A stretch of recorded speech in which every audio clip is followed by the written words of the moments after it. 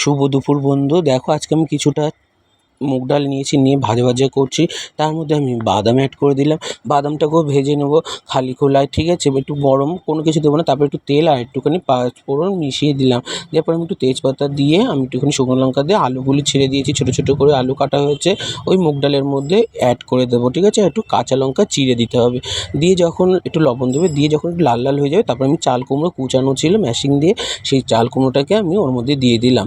দেওয়ার পরে আমি এখানে চাল কুমড়োটাকে একটু নাড়ি চাড়িয়ে নেব। নিয়ে দেখো বন্ধুরা, একটু লাইক কমেন্ট শেয়ার করা, একটু পাশে থেকো সবাই, ঠিক আছে? পাশে চলার নামই তো জীবন, সবাইকে নিয়ে চলতে হয় একসঙ্গে, তাই না বন্ধুরা? পাশ দিয়ে গাড়ি যাচ্ছে, কিছু করতে পারছি না, তার জন্য দেখো একটু গাড়ির শব্দ হতে পারে। তারপর একটু হলুদ দিয়ে দেখো, এটা একটু যখন একটু নরম নরম হবে, সামনে দেখো আপন ইচ্ছে ওটার মধ্যে দিয়ে জল গলতে থাকবে। দেখো জলটা গলছে, তার জন্য আমি একটুখানি সব জায়গায় এক করে দিয়ে, খুন্তি দিয়ে নাড়িয়ে তারপরে এক জায়গায় করতে হবে। করে জিনিসটাকে আরেকবার একটু ঢেকে রাখতে হবে। রাখার পরে দেখো যখন জলটা শুকিয়ে যাবে, আমাদের রেডি হয়ে যাবে চাল কুমড়োর ঘন্ট। একদম নিরামিষ প্রসেসে কিন্তু বন্ধুরা।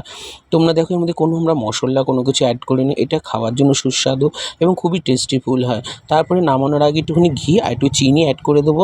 দেওয়ার পরে দেখো আমাদের রেডি হয়ে গেছে চাল কুমড়োর ঘন্ট। এটা কিন্তু খুবই, এই যে দেখো আমি চিনি অ্যাড করে দিলাম। দেওয়ার পরে দেখো আমি একটু চাল কুমড়োটাকে তুলে নিয়েছি বাটি। দেখো রেডি হয়ে গেছে আমাদের ইয়ামি টেস্টি টেস্টি চাল কুমড়ো ঘন্ট।